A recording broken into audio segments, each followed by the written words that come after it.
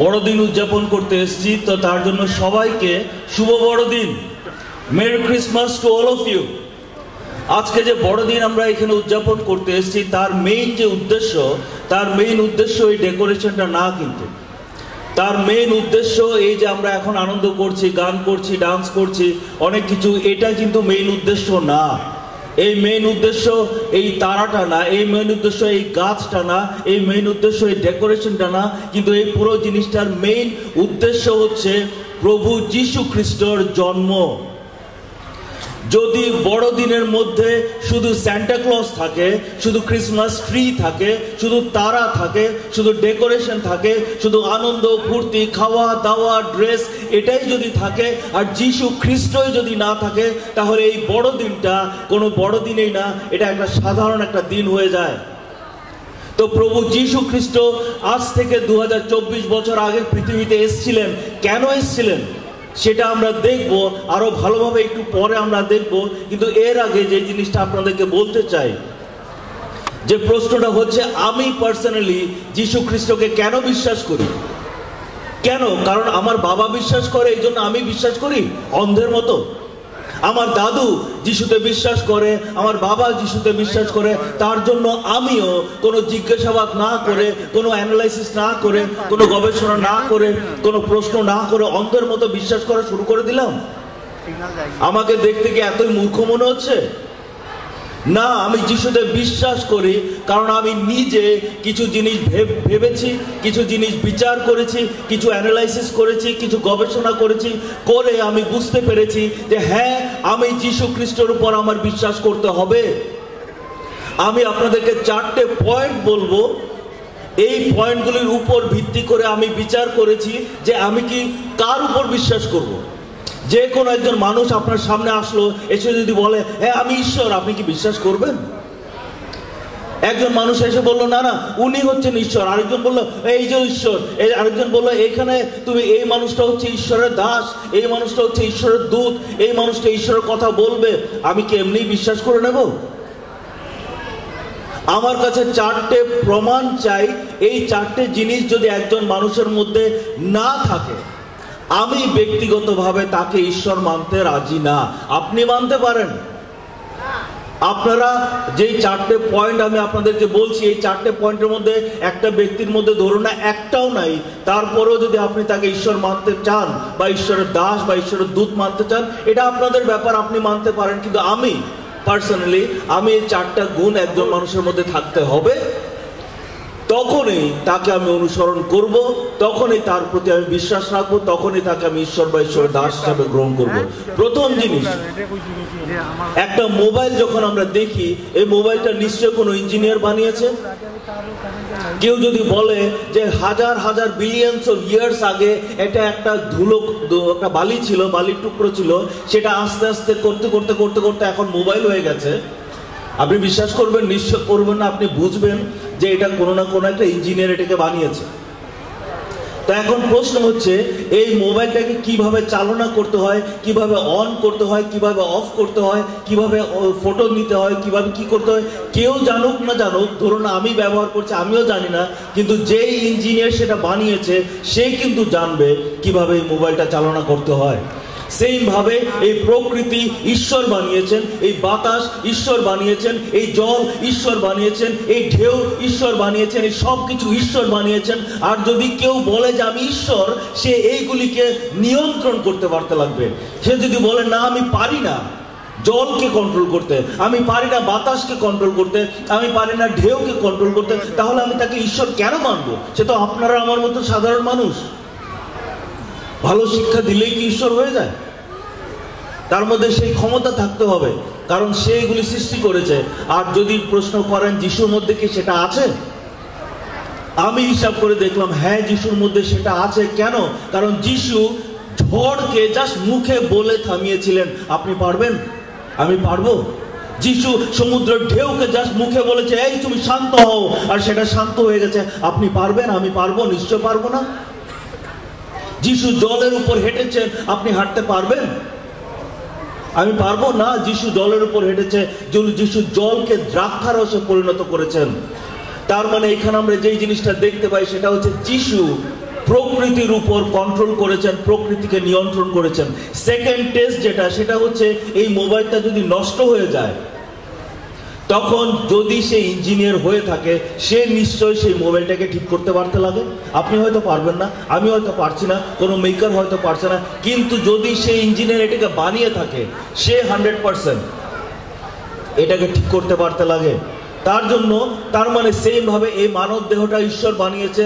যদি কেউ নিজেকে ঈশ্বর বলে, সেই মানব দেহের মধ্যে যদি কোনো সমস্যা দেখা দেয়, মানে কোনো যদি রোগ দেখা দেয়, সে এটাকে সুস্থ করতে পারতে লাগে। যদি না পারে, তার আর আমার মধ্যে কি তফাৎ? যিশু কুষ্ঠরোগী মানুষকে সুস্থ করেছেন, যিশু জন্মের থেকে অন্ধ মানুষ সুস্থ করেছেন, যে কানে শুনে না তাকে সুস্থ করেছেন, যে মুখে কথা বলতে পারে না, যে বোবা তাকে সুস্থ করেছেন, যে অনেক বছর ধরে প্যারালাইসিসে রয়েছে তাকে জাস্ট মুখে একবার বলেছে আর সে সুস্থ হয়ে গেছে। ওষুধ দিয়ে তো ডাক্তারও ঠিক করতে পারে। ঈশ্বর যদি হয়ে থাকেন, ঈশ্বর যদি এই মানব দেহটাকে বানিয়েছেন, উনি তো পারবেন। তো যিশু এটা করেছেন, তার মানে যিশু প্রকৃতির উপর নিয়ন্ত্রণ করেছে, টিকমার্ক।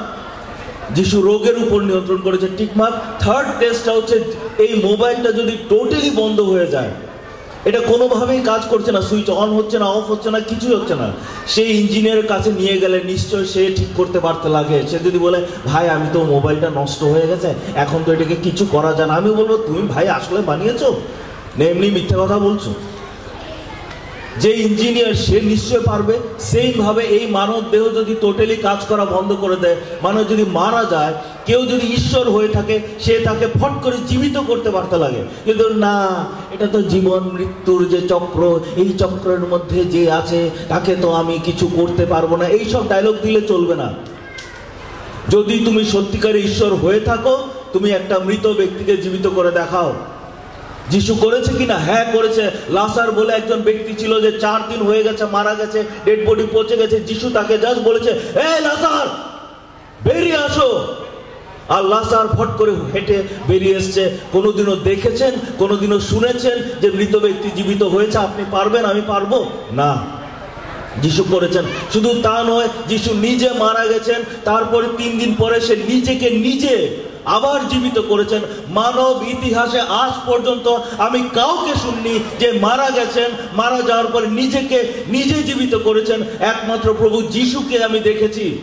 এই জন্য আমি যিশুকে বিশ্বাস করি।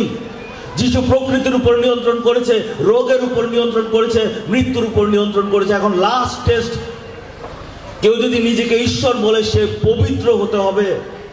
তার মধ্যে যদি একটুকু যদি পাপ থাকে, আমি তাকে ঈশ্বর মানবো না, কারণ সে আর তার আমার মধ্যে কি তফাৎ? সেও পাপী, আমিও পাপী, আপনিও পাপী, কি তফাৎ রইল?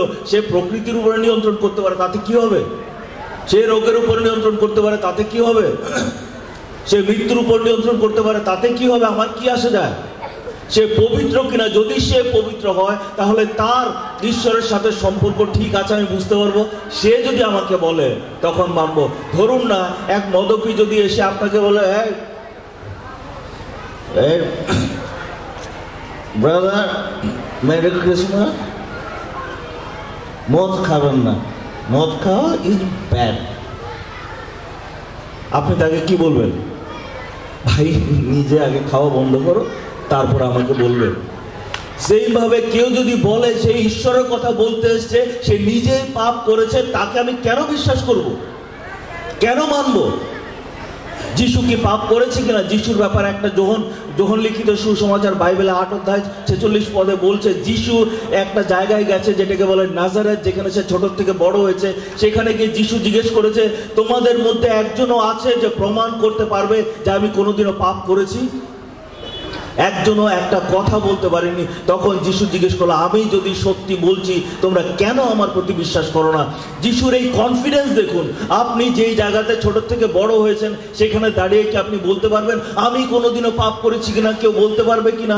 আপনার বন্ধুরা দাঁড়াবে, এই তুই এটা করেছিস। আপনার আত্মীয়রা দাঁড়িয়ে বলবে, এই তুই এটা করেছিস। যিশু দাঁড়াতে সাহস করেছে, কারণ যিশুর মধ্যে কনফিডেন্স ছিল, সে কোনোদিন একটা পাপও করেনি। শুধু তাই নয়, প্রথম যখন একটা বই আছে বাইবেলে, তার 3 অধ্যায় 5 পদে লেখা আছে, বলেছে যিশুর মধ্যে লেশ মাত্র পাপ নেই। লেশ মাত্র পাপ নেই, মানে 0.01%ও পাপ যিশুর মধ্যে নেই। আর সেই কথাটা কে বলছে? সেই কথাটা বলছে যোহন। যোহন কে? যোহন এমন একজন ব্যক্তি ছিলেন যে যিশুর সাথে 24টা ঘন্টা কাটিয়েছে 3 বছর। 3 বছর যদি আপনি কারোর সাথে 24টা ঘন্টা কাটান, তার মধ্যে কোনো দোষ আপনি দেখবেন না।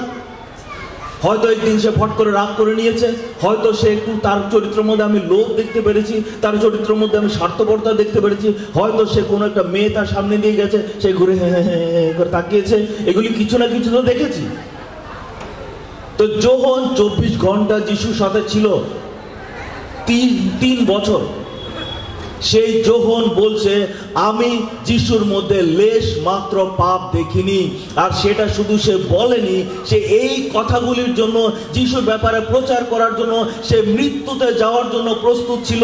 যদিও তাকে মারা হয়নি, তাকে আজীবন একটা দ্বীপের মধ্যে রাখা হয়েছিল, তাকে পিঠে লাঠি দিয়ে মারা হয়েছে, তাকে পাথর দিয়ে মারা হয়েছে, তাকে জেলের মধ্যে রাখা হয়েছে। কিন্তু সে আর তার একজন বন্ধু পিতর বলেছে, আমি কি মানুষের কথা শুনবো? আমি কি মানুষকে ভয় করব না? যে ঈশ্বর আমাকে সৃষ্টি করেছে, যে ঈশ্বর এই বিশ্ব ব্রহ্মাণ্ড সৃষ্টি করেছে, তার কথা প্রচার করব। যখন যদি যিশুর মধ্যে একটা পাপও দেখতো, যখন যদি যিশুর মধ্যে একটা ভুলও দেখতো, সে কি যিশুর জন্য এত কিছু করার জন্য রেডি হবে? আপনি হবেন? আপনি একজন চোরের জন্য, একজন মিথ্যেবাদীর জন্য, একজন পাপীর জন্য মরতে রেডি হবেন? হয়তো মিথ্যের জন্য আপনি মারতে রেডি হতে পারেন, কিন্তু অহিংসা করে, কিছু না করে, কিছু বদলা না নিয়ে শুধু সহ্য করে মরতে আপনি আর আমরা কেউ রেডি হব না। তার মানে যিশু পবিত্র ছিলেন। তো আমরা দেখলাম প্রকৃতির উপর নিয়ন্ত্রণ করেছেন, রোগের উপর নিয়ন্ত্রণ করেছেন, মৃত্যুর উপর নিয়ন্ত্রণ করেছেন, আর লাস্টে দেখলাম যিশু পবিত্র। কিন্তু প্রশ্নটা হচ্ছে, যেটা আমরা একটু পরে দেখব, এই যিশু প্রকৃতির উপর নিয়ন্ত্রণ করেছে, রোগের উপর নিয়ন্ত্রণ করেছে, মৃত্যুর উপর নিয়ন্ত্রণ করেছে, যিশু পবিত্র ছিল, তাতে আমার কি লাভ? আমি কি পেলাম তাতে? যিশু প্রকৃতির উপর নিয়ন্ত্রণ করেছে, আমার কি লাভ? রোগের উপর এইগুলি করেছে, আমার তো কোনো লাভ নেই। লাভ আছে, যিশু এমন কিছু একটা কাজ করেছেন যাতে আমার লাভ আছে। আর সেটাই হচ্ছে বড়দিনের তাৎপর্য, সেটা আমরা একটু পরে দেখব। আপনারা ধৈর্য ধরে বসুন, প্রথম থেকে শেষ অবধি থাকুন। আপনাদের মাঝে মধ্যে আমি আসবো, আরও কিছু তত্ত্ব আপনাদেরকে বলবো। ততক্ষণ আপনারা জয় যিশু, praise the Lord, merry Christmas. আমি একটু পরে আবার আসছি। আপনারা এখন কিছু গান টান হবে, কিছু আনন্দ ফুর্তি হবে, নাটক দেখবেন, আর তারপরে আপনারা ঈশ্বরের বাক্য থেকে আরও কিছু আমরা পরে দেখবো। Thank you.